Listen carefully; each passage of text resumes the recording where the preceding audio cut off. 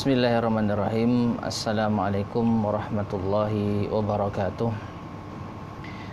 Innal hamdalillah nahmaduhu wa nasta'inuhu wa nastaghfiruh wa na'udzu billahi min shururi anfusina wa min sayyiati a'malina.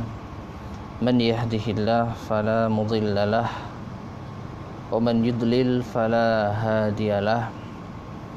Wa asyhadu an la ilaha illallah wahdahu la syarikalah wa asyhadu anna Muhammadan abduhu wa rasuluh. Allahumma salli wa sallim wa barik ala nabiyyina Muhammadin wa ala alihi wa ashabihi wa man tabi'ahum bi ihsanin ila yaumiddin, amma ba'd. Ma'asyiral muslimin, para pemirsa sekalian rahimani wa rahimakumullah. Alhamdulillah kita bisa melanjutkan kembali kajian kita, yaitu tips bagaimana agar kita menjadi seorang yang penyabar tatkala menghadapi gangguan dari manusia. Yang kita ambil dari kitab yang disusun oleh Fadilatul Syekh Abdul Razak bin Abdul Muhsin Al-Abbad Al-Badr hafidhahumallahu ta'ala, Al-Umurul Mu'inatu ala Sabri ala Adal Khalq. Dan pada kesempatan di malam hari ini kita lanjutkan, yaitu tips yang keenam.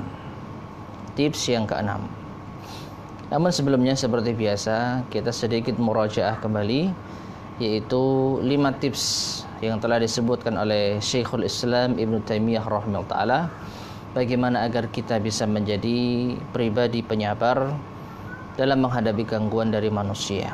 Yang pertama, lihat kepada siapa yang telah menetapkan hal itu menimpa kita. Tentu saja Allah Subhanahu wa ta'ala. Jadi lihatlah Allah yang telah menjadikan mereka melakukan gangguan kepada kita. Yang kedua, lihat kepada dosa-dosa kita. Tatkala Allah Subhanahu wa ta'ala menimpakan musibah berupa gangguan manusia kepada kita, maka itu pasti karena dosa kita. Yang ketiga, lihat betapa baiknya pahala yang Allah berikan kepada kita tatkala kita mau bersabar. Allah telah menjanjikan pahala di sisinya. Yang keempat, dengan memaafkan ini bisa mewariskan keselamatan hati. Dengan memaafkan ini bisa menjadikan hati kita jernih, hati kita bersih dari dengki kepada saudara kita yang lain. Dan yang kelima, pertemuan terakhir, yaitu dengan memaafkan ini bisa menjadikan seseorang diberikan kemuliaan oleh Allah Subhanahu wa ta'ala. Al-izzah al-haqiqiyah, orang yang mulia dengan kemuliaan yang sesungguhnya itu didapatkan dengan memaafkan. Dan sekarang kita sampai pada halaman ke-21. Silakan bagi yang memiliki kitabnya bisa melihat di halaman 21, yaitu As-Sadis. Qala Syekhul Islam Ibnu Taimiyah rahimahullahu ta'ala. Berkata Syekhul Islam Ibnu Taimiyah rahimahullahu ta'ala, As-Sadisu, yang keenam, wahya min a'zamil fawaidi, dan ini termasuk di antara faedah yang paling agung, paling besar. An yashhada anna al-jazaa'a min jinsil amali. Hendaknya ia menyaksikan bahwasanya balasan itu sebanding dengan jenis amal. Balasan yang didapat sebanding dengan jenis amal yang diperbuat. Wa annahu nafsuhu zalimun mudznibun. Dan ingat bahwasanya dia sendiri adalah orang yang melakukan dosa. Ia sendiri orang yang diganggu tersebut pada hakikatnya zalimun mudznibun. Dia sendiri pernah berbuat zalim, pernah berbuat dosa. Dan ini mengacu pada tips yang kedua.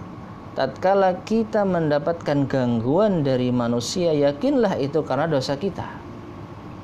Oleh karena itu ingatlah, wa annahu nafsuhu zalimun mudznibun. Dia sendiri telah melakukan kezaliman, melakukan dosa.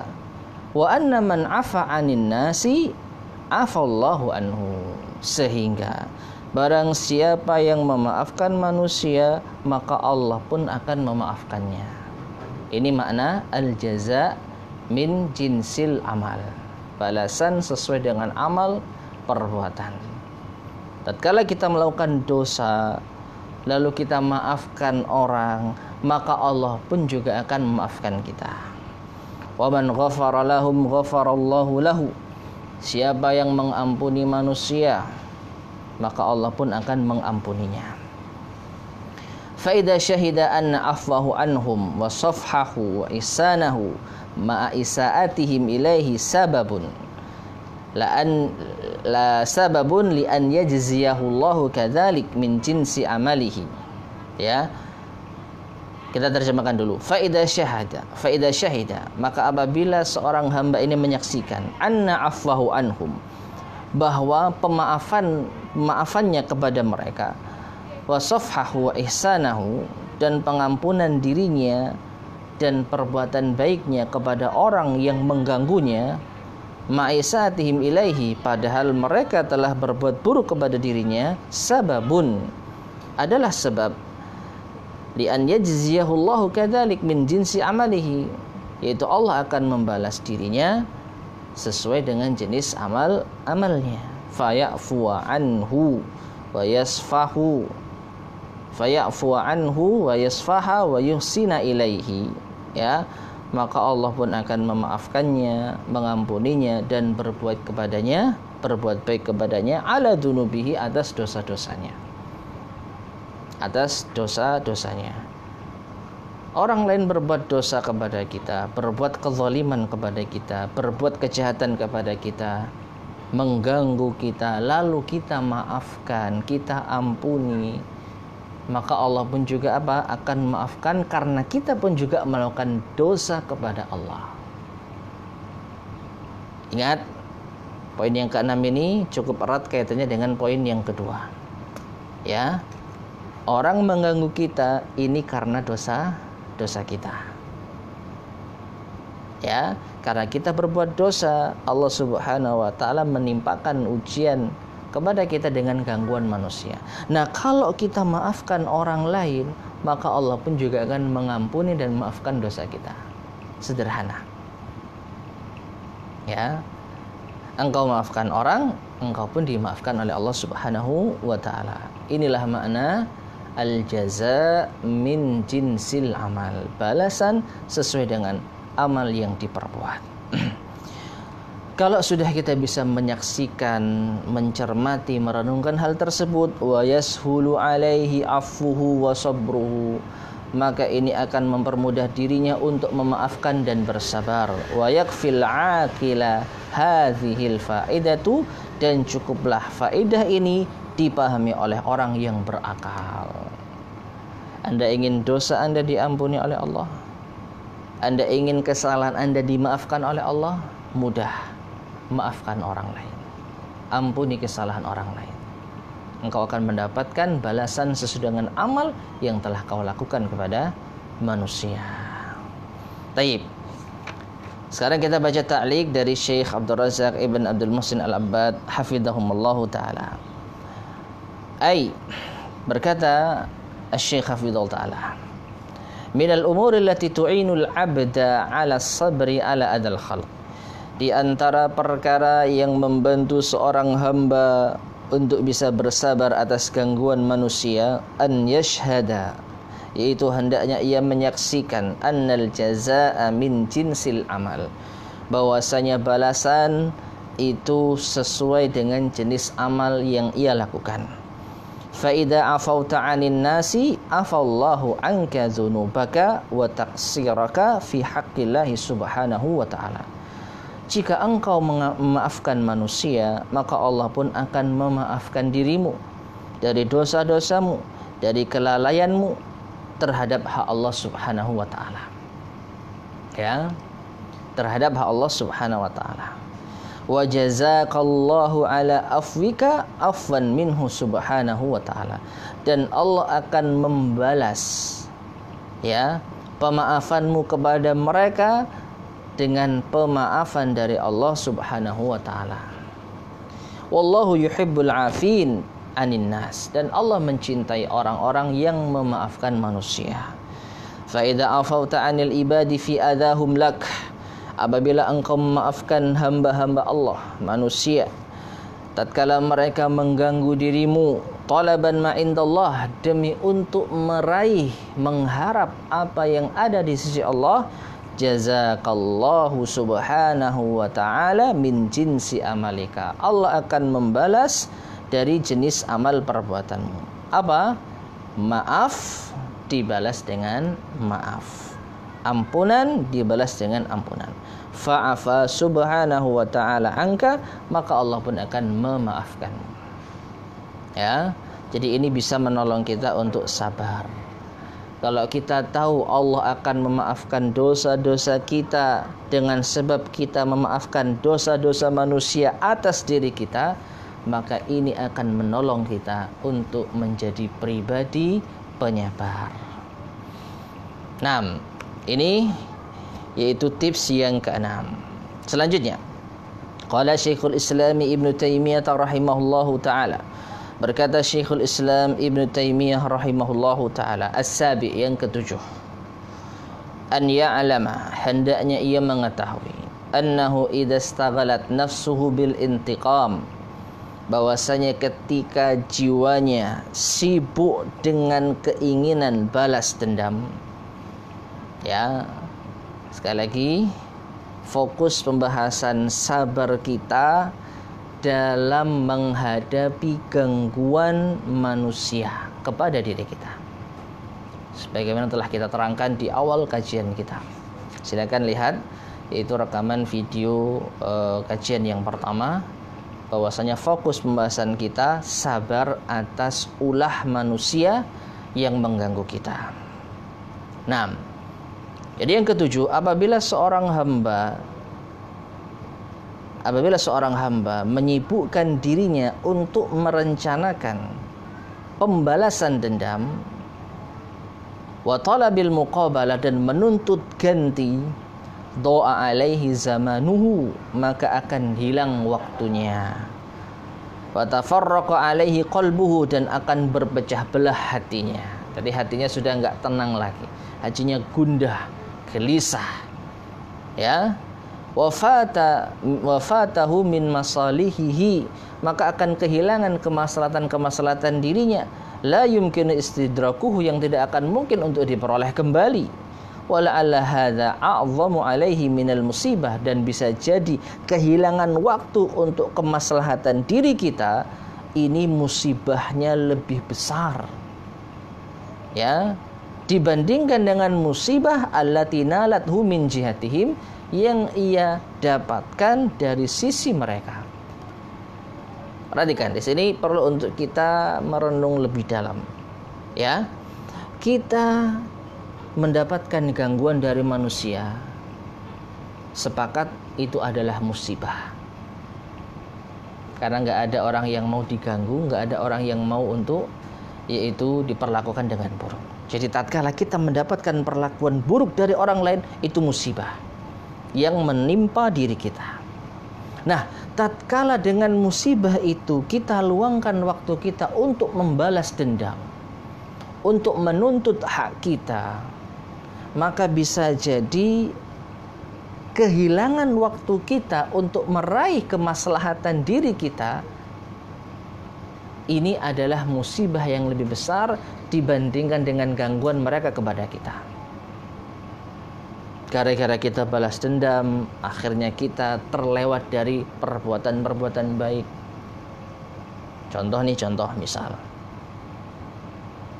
ya, ada orang dicaci, dihina, ditipu. Musibah? Iya, musibah. Namun dia meresponnya dengan penuntutan balas. Contoh mudah, mungkin ini terjadi, bisa jadi real atau tidak, tapi sangat mungkin terjadi. Sebelum maghrib dia telah ditipu orang, dia telah dicaci, dia telah dihina, dia telah diganggu. Tatkala terdengar azan maghrib, ia tidak bergegas untuk memenuhi panggilan Allah Subhanahu wa ta'ala mengerjakan salat. Apa yang ia lakukan? Ia akan berusaha mencari tahu bagaimana agar dia bisa menuntut balas. Hingga akhirnya azan isya dia nggak sholat maghrib.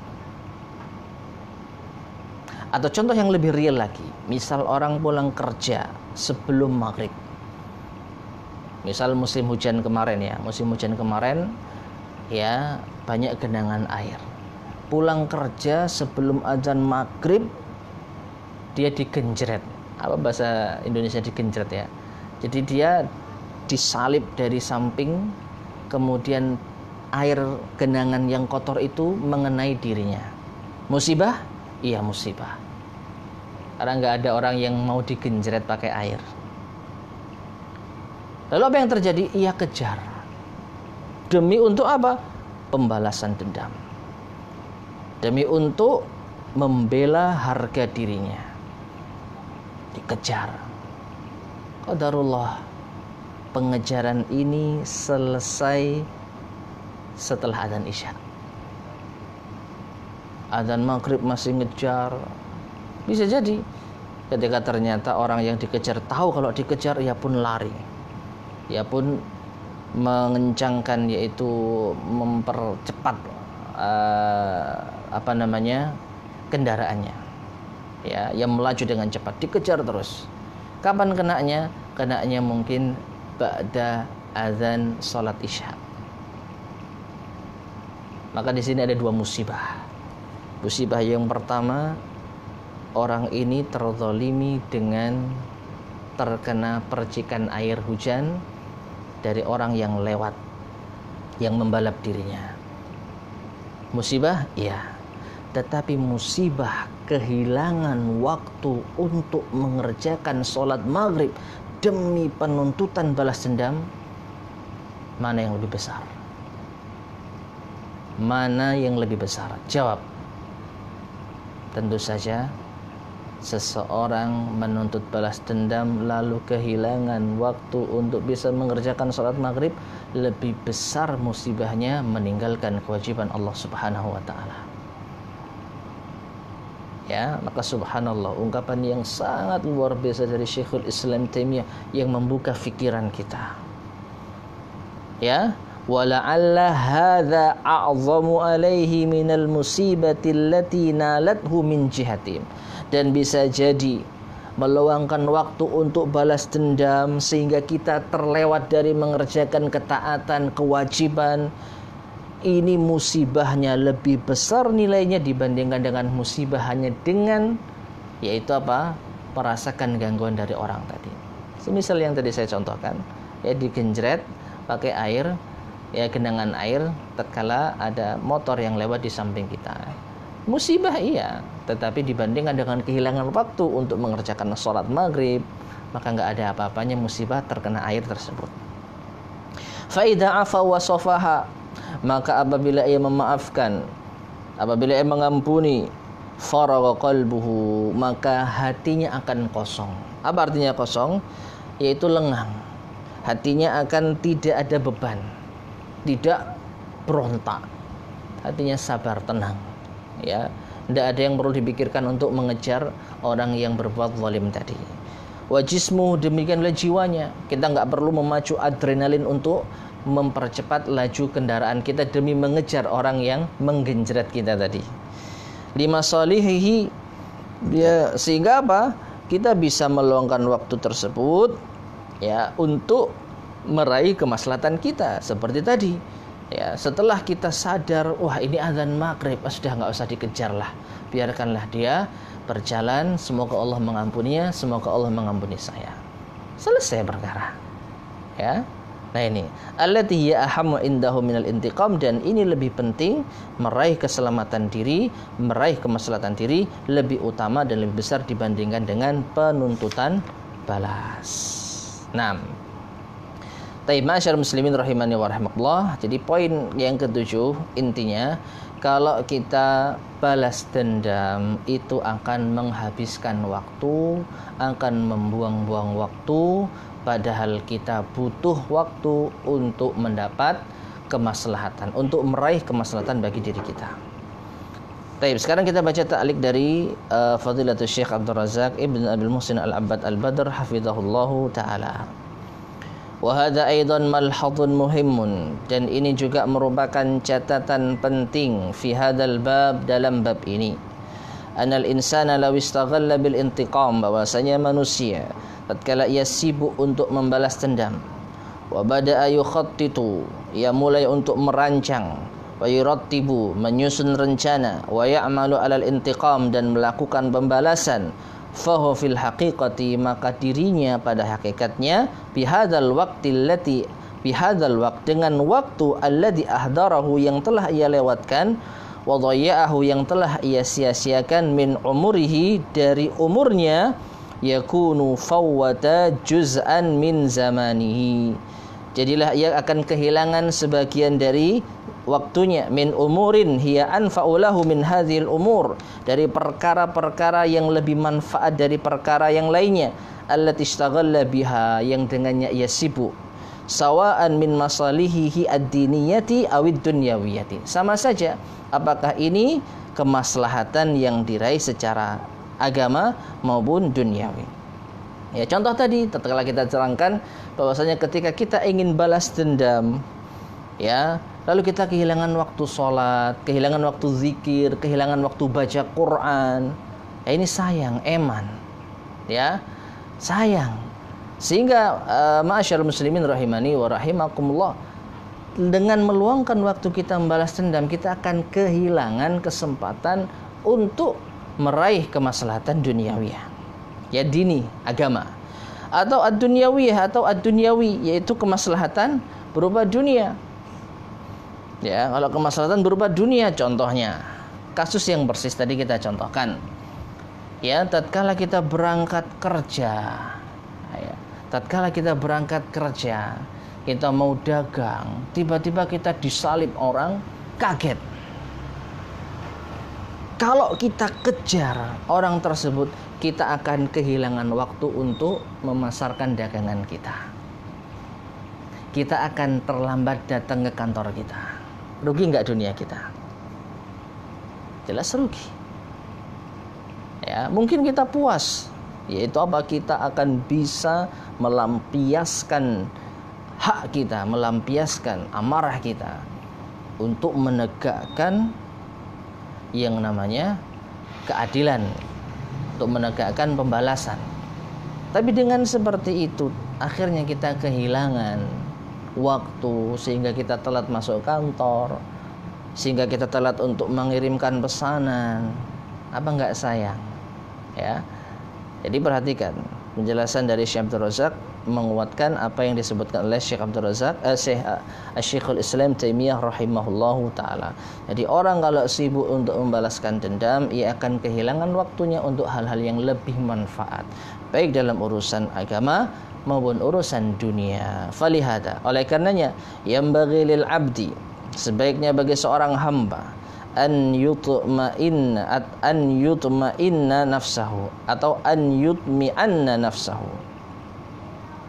Ya, hendaknya seorang hamba menenangkan jiwanya. Fayaqulu nafsi, katakan pada diri Anda, badalan min an udayyi'a awqatan wa juhudan fil adha, ya, daripada saya sia-siakan waktu, upaya untuk membalas gangguan orang lain, a'fu lillah, lebih baik saya memaafkan karena Allah.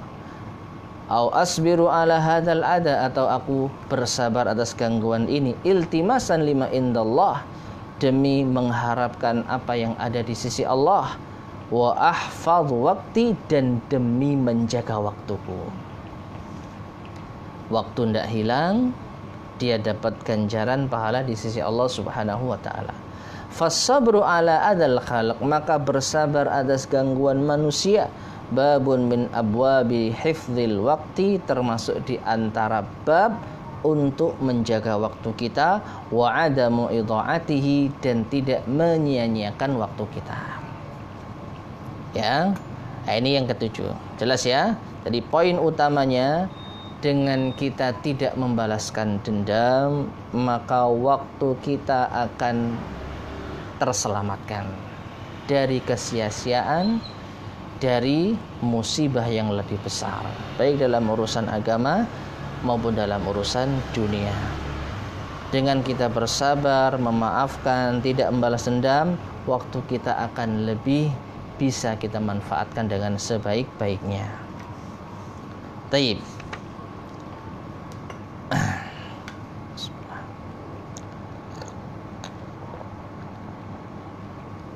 Kita lanjutkan.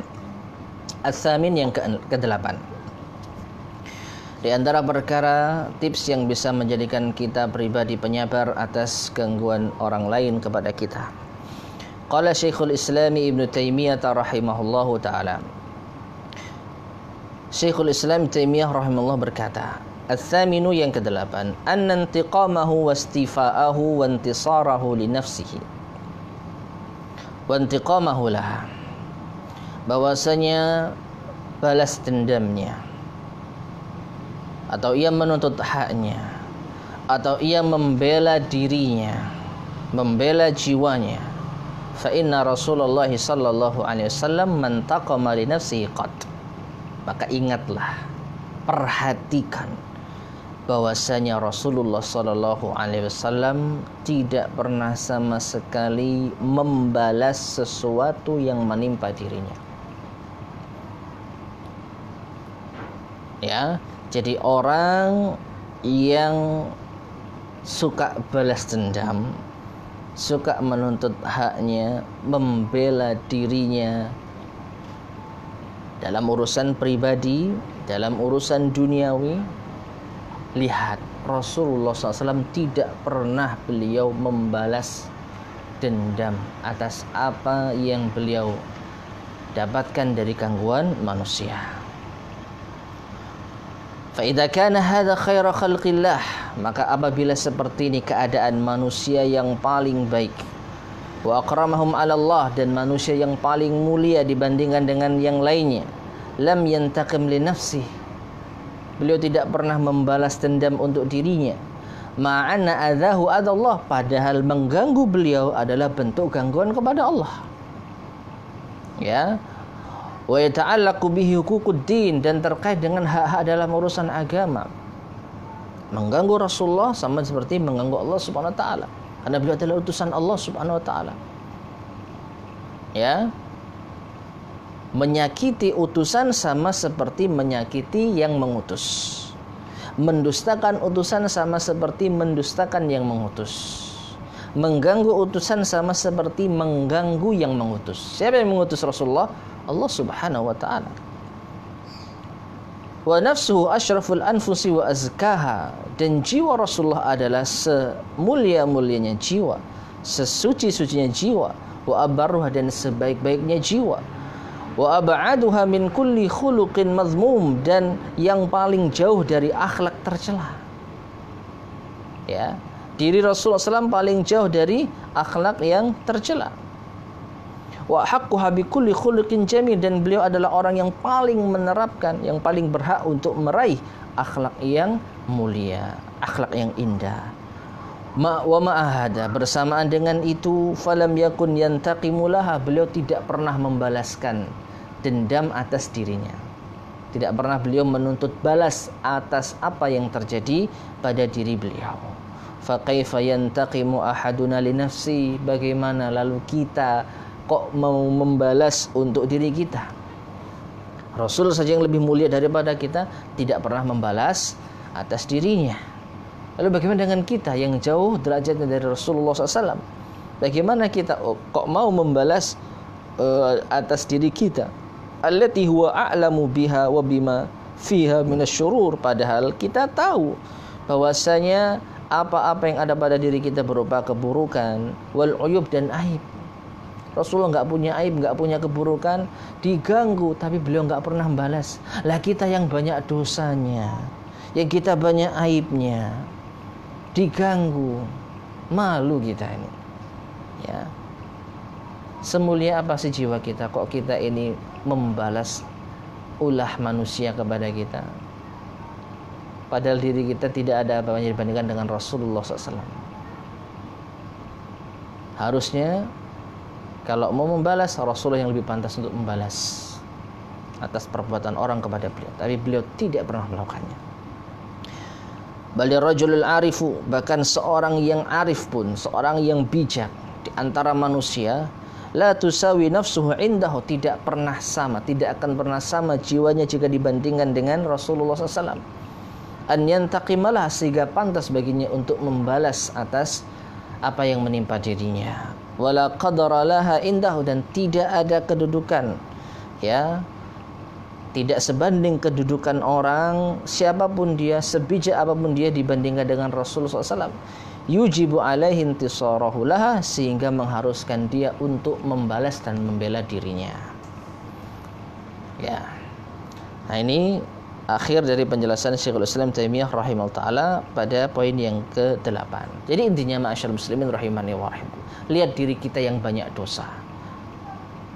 Lihat diri kita yang banyak kesalahan dan banyak aibnya. Pantaskah kita membela diri kita?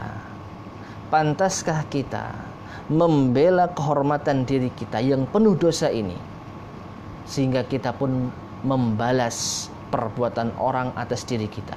Sedangkan Rasulullah Shallallahu Alaihi Wasallam, manusia terbaik, yang paling bersih jiwanya, yang paling suci hatinya, yang paling baik akhlaknya, beliau tidak pernah membalas atas perlakuan manusia terhadap beliau.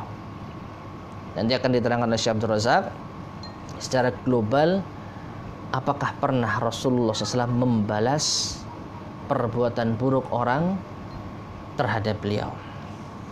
Taib, at-ta'liq, kita baca catatan ringkas dari Syekh Abdul Razak hafizahullah taala. Yaitu an yanzural mar'u, sehabbatutnya seorang melihat fi siratin Nabi sallallahu alaihi wasallam, pada sejarah kehidupan Nabi sallallahu alaihi wasallam. Wa qad ja'alahu Allah subhanahu wa ta'ala qudwatan lil ibad, dan sungguh Allah telah menjadikan beliau sebagai suri tauladan bagi hamba-hamba Allah yang lain. Kama qala Allah Ta'ala, sebagaimana Allah berfirman, laqad kana lakum fi rasulillahi uswatun hasanatun liman kana yarjullaha wal yawmal akhir wa dzakarallaha katsira. Sungguh ada bagi kalian pada diri Rasulullah sallallahu alaihi wasallam suri tauladan yang baik bagi siapa yang mengharapkan Allah dan hari akhir dan yang mengingat dengan Allah dengan banyak. Surat Al-Ahzab ayat yang ke-21. Ya, jadi kita diingatkan di sini, lihatlah diri Rasulullah SAW, ambil suri tauladan bagi beliau. Beliau adalah sebaik-baik suri tauladan. Fa inna nafsan Nabi alaihi salatu wassalam, sesungguhnya jiwa Nabi sallallahu alaihi wasallam, asyraful anfus, adalah jiwa yang paling terhormat. Jiwa yang paling terhormat. Wa azkaha wa atyabuha, jiwa yang paling suci, yang paling bersih. Wa arfa'uha maqaman, dan yang paling tinggi kedudukannya. Wa man taqama an-nabiy sallallahu alaihi wasallam li nafsihi qad, tetapi beliau tidak pernah membalas dirinya atas apa yang beliau dapatkan dari orang lain. Tidak pernah membalas, yaitu perbuatan orang lain atas dirinya. Wa ma ghadiba li nafsihi alaihi salatu wassalam, beliau juga tidak pernah marah, ya, untuk membela dirinya. Qad, sama sekali, illa an tuntahaka hurumatullah, kecuali apabila ada kehormatan-kehormatan Allah yang dilanggar. Kecuali ada kehormatan-kehormatan Allah yang dilanggar. Fa innahu la yaqumu li ghadabihi syai'un, tidak ada sesuatu yang menjadikan beliau marah melainkan hal tersebut. Ya, salawatullahi wassalamu alaihi. Artinya beliau marah cuma satu, kalau ada hak-hak Allah yang dilanggar. Beliau marah kalau ada syiar-syiar Allah yang dilanggar, beliau marah. Kalau ada kehormatan-kehormatan Allah yang dilanggar, beliau marah. Tapi selain itu beliau tidak pernah marah. Kalau diri beliau yang dilanggar kehormatannya, beliau tidak pernah marah. Perhatikan. Fa an Aisyah radhiyallahu anha qalat, dari Aisyah radhiyallahu anha ia berkata, man taqama Rasulullah sallallahu alaihi wasallam li nafsihi fi syai', Tidak pernah Rasulullah sallallahu alaihi wasallam menuntut balas untuk dirinya sedikit pun juga. Yu'ta ilaihi, yang didatangkan kepada beliau, hatta yuntahaka min hurmatillah, kecuali kalau dilanggar kehormatan Allah, fayantaqima lillah, maka beliau pun membalas untuk Allah. Kalau ada dosa dilakukan di hadapan beliau, maka beliau marah. Ada yang terkait dengan apa? Kehormatan Allah subhanahu wa ta'ala. Karena ini terkait dengan hak Allah subhanahu wa ta'ala. Kalau ada agama Allah dihinakan, beliau murka. Tapi kalau diri beliau, tidak pernah beliau marah. Falam yudhkar fi siratihi sallallahu alaihi wasallam intiqamun lin nafsi. Maka tidak pernah kita dapatkan disebutkan di dalam sirah nabawiyah, sirah Nabi sallallahu alaihi wasallam, beliau pernah membalas untuk dirinya. Aw ghadabun lin nafsi, atau marah untuk dirinya.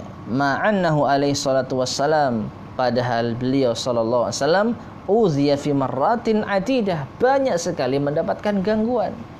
Sejak zaman beliau diutus oleh Allah berdakwah kepada orang-orang kafir Quraisy, beliau banyak mendapatkan gangguan secara personal, secara pribadi, tapi beliau tidak pernah membalas. Ya, berapa banyak ulah Abu Jahal yang membuat Rasulullah sallallahu alaihi wasallam sedih. Berapa kali orang-orang kafir Quraisy berupaya untuk mengganggu Rasulullah SAW. Ketika beliau sujud, ketika beliau sholat, dilempar kotoran kepada beliau. Apakah beliau balas? Tidak. Bagaimana ulah penduduk Taif? Tatkala beliau SAW berdakwah kepada mereka, tidak ada kebaikan sedikit pun yang beliau dapatkan. Beliau dilempar, beliau dihina, beliau dicaci. Sampai malaikat gunung itu menawarkan, kalau engkau mau wahai Muhammad, akan aku timpakan gunung ini kepada penduduk Taif. Kalau Nabi mau balas dendam gampang, timpakan wahai malaikat, selesai urusan. Tapi beliau tidak. Kenapa? Karena pribadi beliau yang diganggu, personal beliau yang diganggu, dilempar, dihina, dicaci, beliau nggak pernah balas.